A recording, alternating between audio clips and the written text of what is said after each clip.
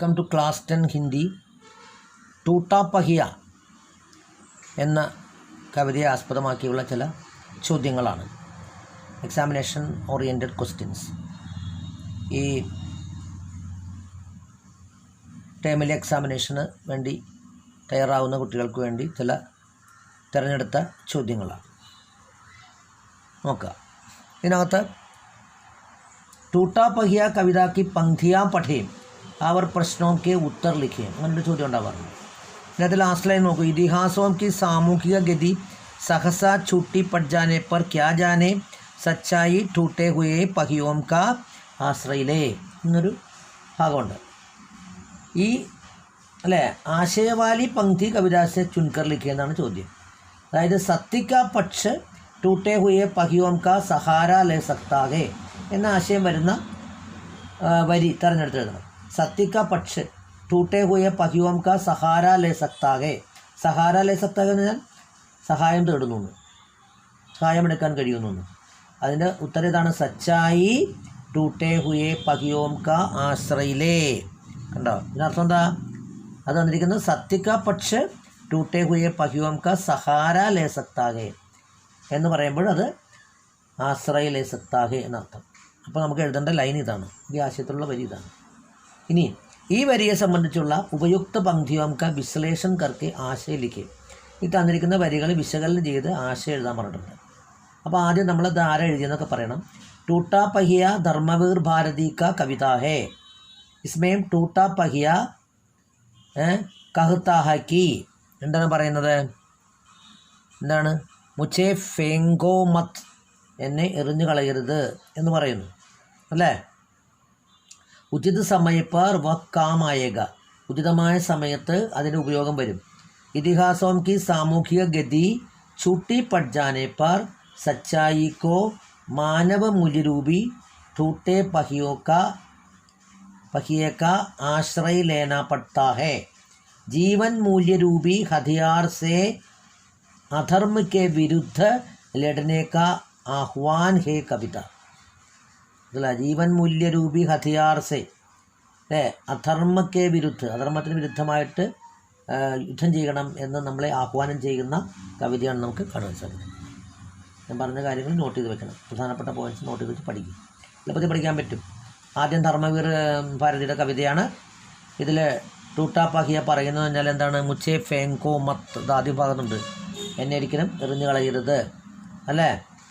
ഉചിത സമയപ്പർ വ കാമായേക, ഉചിതമായ സമയത്ത് ഞാൻ ടൂട്ടാ പഹിയാവും അല്ലേ പ്രയോജനപ്പെടും. കാമായേക. ഇതിഹാസവും കി സാമൂഹിക ഗതി, അതിനകത്ത് പറയുന്നുണ്ട്. ഇതിഹാസവും കി സാമൂഹിക ഗതി സഹസ ചൂട്ടി പഡ്ജാനെ പർ, പെട്ടെന്ന് അല്ലേ അത് അസത്യമായി മാറുമ്പോൾ സച്ചായിക്കോ, സത്യം, സച്ചായിക്കോ സത്യത്തിന് എന്ത് ചെയ്യണം? മാനവ മൂല്യരൂപി ടൂട്ടെ പഹിയൊക്കെ ആശ്രയിലേനപ്പെട്ടാകെ, മാനവ മൂല്യരൂപിയായ ഈ കൊട്ടിയ രഥചക്രത്തെ ആശ്രയിക്കേണ്ടി വരുന്നു. മനസ്സിലായ? അതാണ് എൻ്റെ ആശയമായിട്ട് നമുക്ക് ഉപയോഗിക്കുന്നത്. ഇനി അടുത്ത വേറൊരു ലൈൻ ശ്രദ്ധിക്കുക. अपने पक्ष को असत्य जानते हुए भी बड़े बड़े महारथी अकेली निहत्ती आवाज़ को अपने ब्रह्मास्त्रों से कुचल देना चाहे എന്ന് പറയുന്നുണ്ട്. കവിതാംശ ആധാർ പർ കിസ്ക പക്ഷ അസത്യ ഹെ. ഈ കവിതാംശത്തിൻ്റെ ആധാരത്തിൽ ആരുടെ പക്ഷമാണ് അസത്യമായിരിക്കുന്നത്? കവിതാഭാഗത്തിൻ്റെ അടിസ്ഥാനത്തിൽ ആരുടെ ഭാഗമാണ് അസത്യം? അകേലി ആവാസ്കായാണോ അതോ നിഹത്തി ആവാസ്കാണോ ബഡേ മെഹഡേ മഹാരഥിയോം കാ ആണോ ബ്രഹ്മാസ്ത്രോം കാ? ഏതാണ്? ആരാണ് അസത്യമായിട്ടിരിക്കുന്നത്? ബഡേ ബഡേ മഹാരഥിയോം കാ. എന്താണ്? അവരാണ് അല്ലേ ധർമ്മം വിട്ട് കളിക്കുന്ന ആളുകളാണ്. ബഡേ ബഡേ മഹാരഥിയോ അവരാണ് അല്ലേ പറഞ്ഞിരിക്കുന്നുണ്ട്. ഇതിനകത്ത് പറയുന്നുണ്ട് അല്ലേ. അതാണ് ബഡേ ബഡേ മഹാരഥി അകേലി നിഹത്തി ആവാസ് കോ അപ്പനെ ബ്രഹ്മാസ്ത്രോം സെ കുചൽ ദേന ചാത്തെ. അതുകൊണ്ട് അവരാണ് എന്ത് ഇതിനകത്ത് എന്തായിട്ട് വരുന്നത്? അസത്യമായിട്ട് വരുന്നത്. വിതാംസ്കെ ആധാർ പർ കിസ്ക പക്ഷ, ആരുടെ പക്ഷമാണ് അസത്യമായിരിക്കുന്നത്? ഉത്തരവാണ് ബഡേ ബഡേ മഹാരഥിയോം കാ പക്ഷ അസത്യ ഹേ ആണ് പറഞ്ഞത്. ഇത് മൾട്ടിപ്പിൾ ചോയ്സ് ക്വസ്റ്റ്യൻ ആണ് കേട്ടോ. ഇനി അടുത്ത വേറെ ചോദ്യം. ഇതിഹാസവും की സാമൂഹ്യ ഗതി ഒരിക്കൽ പരീക്ഷയ്ക്ക് വെച്ചാണ്. ഇതിഹാസവും की സാമൂഹ്യ ഗതി സഹസ ചുട്ടി പഠിച്ചാനെ पर क्या जाने അത് അതിലെ ഭാഗം തന്നെയാണ്. എന്നിട്ട് ചോദിക്കുകയാണ് യഹ ആശയവാലി പങ്ക്തിയാം കവിതാംശ ചുൻകർ ലിഖേ. അത് നേരത്തെ പറഞ്ഞാണ്. എന്താണ് അതിന് ഉത്തരം? സച്ചായി ടൂട്ടേ ഹുയെ പഹിയോം ക ആശ്രയിലേ. ആ ഭാഗം തന്നെയാണ്. ഇനി അചാനക് ശബ്ദ ക സമാനാർത്ഥ ശബ്ദ കവിതാംശ സെ ചുൻകർ ലിഖേ. അചാനക് അചാനക് എന്ന് പറഞ്ഞാൽ പെട്ടെന്ന് എന്നർത്ഥമാണ്. അത്തരത്തിലുള്ള ഒരു അല്ലേ സമാനാർത്ഥ പദം, ഒരേ അർത്ഥമുള്ള പദം കവിതാഭാഗത്ത് നിന്ന് തിരഞ്ഞെടുത്ത് എഴുതാൻ പറഞ്ഞിട്ടുണ്ട്. അതാണ് സഹസ. സഹസ മീൻസ് അചാനക്, പെട്ടെന്ന് എന്നർത്ഥം. മനസ്സിലായ? ഇനി അടുത്ത് ഈ ലൈനിൽ തന്നെ ടൂട്ടാ പഹിയ കിസ്ക പ്രതീക് ഹേ. ടൂട്ടാ പഹിയ ഏതിൻ്റെ പ്രതീകമാണ് എന്ന് ചോദിച്ചിട്ടുണ്ട്. വിശ്വമാനവാണോ അതോ ലഘുമാനവാണോ മഹാമാനവാണോ? ലഘുമാനവാണ്. ടൂട്ടാ പഹിയ ലഘുമാനവ് അതിൻ്റെ പ്രതീകമാണ് അല്ലേ? ലഘുമാനവ് എന്നാണ് പറയുന്നത്. മനസ്സിലായ? ഇനി അടുത്ത് ഇൻ പങ്ക്തിയോം ദ്വാര കവി ധർമ്മവീർ ഭാരതി ക്യാ ബെത്താന ചാഹത്തെ ഹെ. ഈ കവിതയിലൂടെ, ഈ കവിതാ വരികളിലൂടെ കവി ധർമ്മവീർ ഭാരതി എന്താണ് പറയാൻ ആഗ്രഹിക്കുന്നതെന്നാണ്. മനസ്സിലായി പറഞ്ഞത്? അതിനകത്ത് നമ്മൾ പറയേണ്ടതെന്ന് പറഞ്ഞാൽ എന്താണ് പറയാൻ ആഗ്രഹിക്കുന്നത്? അതിൻ്റെ ടിപ്പണി നമ്മൾ എഴുതണം. മനസ്സിലായി പറഞ്ഞത്? അതാണ്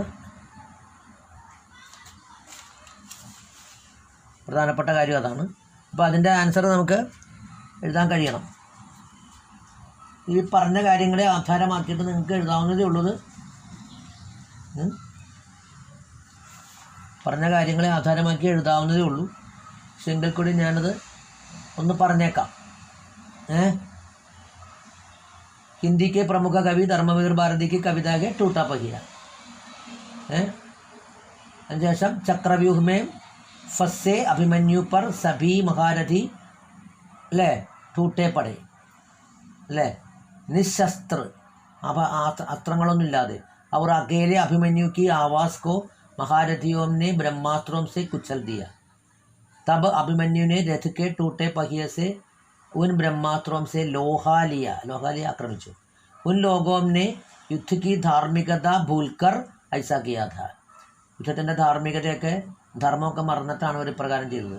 इसी प्रकार मानव संस्कृति के इतिहास की सामूहिक गति जब एकाएक छूटी पड़ जाती है तब सच्चाई की शायद मानव मूल्य रूपी टूटे पहिए का सहारा लेना पड़ता है.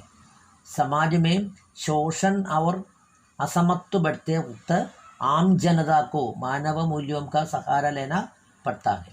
അപ്പോൾ ചക്രവ്യൂഹത്തിലേക്ക് അഭിമന്യുവിനെ എല്ലാ മഹാരഥികളും ചേർന്ന് ആക്രമിച്ചു. നിരായുധനും ഏകാഗ്യമായിട്ടുള്ള അഭിമന്യുവിൻ്റെ ശബ്ദം മഹാരഥന്മാർ അവരുടെ ബ്രഹ്മാസ്ത്രങ്ങൾ കൊണ്ട് ചവിട്ടി മരിച്ചു. അപ്പോൾ അഭിമന്യുവിൻ്റെ രഥത്തിൻ്റെ തകർന്ന ചക്രം കൊണ്ട് അവരെ അഭിമുഖീകരിച്ചു. യുദ്ധത്തിൽ എല്ലാ ധാർമ്മികതയും മറന്നിട്ടാണ് ഈ മഹാരഥന്മാർ ഇങ്ങനെ ചെയ്തത്. മനുഷ്യ സംസ്കാരത്തിൻ്റെ ചരിത്രത്തിൽ സാമൂഹിക ഗതി പെട്ടെന്ന് തെറ്റായി മാറുമ്പോൾ സത്യത്തിന് മാനുഷിക മൂല്യങ്ങളാകുന്ന തകർന്ന ചക്രത്തെ ആശ്രയിക്കേണ്ടി വരുന്നു. സമൂഹത്തിൽ ചൂഷണവും അസമത്വവും വർദ്ധിക്കുമ്പോൾ സാധാരണ ജനങ്ങൾക്ക് മാനുഷിക മൂല്യങ്ങളുടെ സഹായം തേടേണ്ടി വരുന്നു എന്ന ആശയത്തിലാണ് ഉപയോഗിച്ചിരിക്കുന്നത്. മനസ്സിലായ? ടൂട്ടാ പഹിയ മാനവ മൂല്യമാണ്. അഭിമന്യു ആം ജനതയാണ്. മനസ്സിലായ? മഹാരഥി എന്ന് പറഞ്ഞാൽ ശാസകവർഗമാണ് അല്ലേ? ആണ് കേട്ടോ.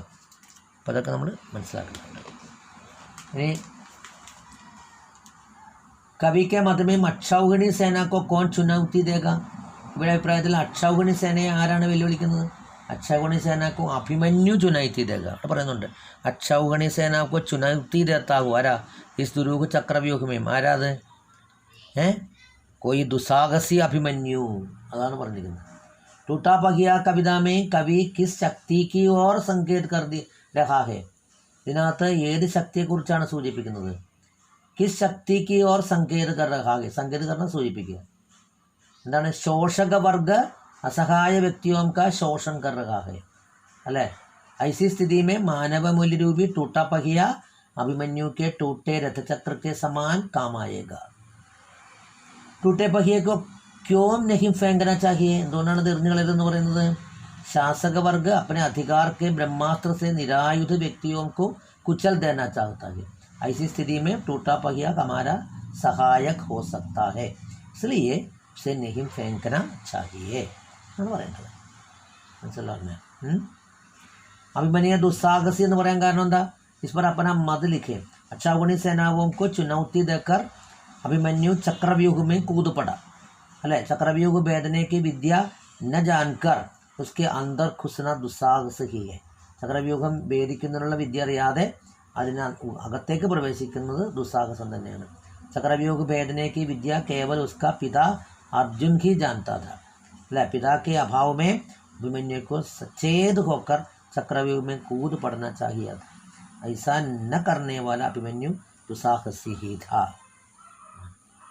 क्या जाने कब इस दुरूह चक्रव्यूह में अक्षौहिणी सेनाओं को चुनौती देता हुआ कोई दुस्साहसी अभिमन्यु आकर गिर जाए.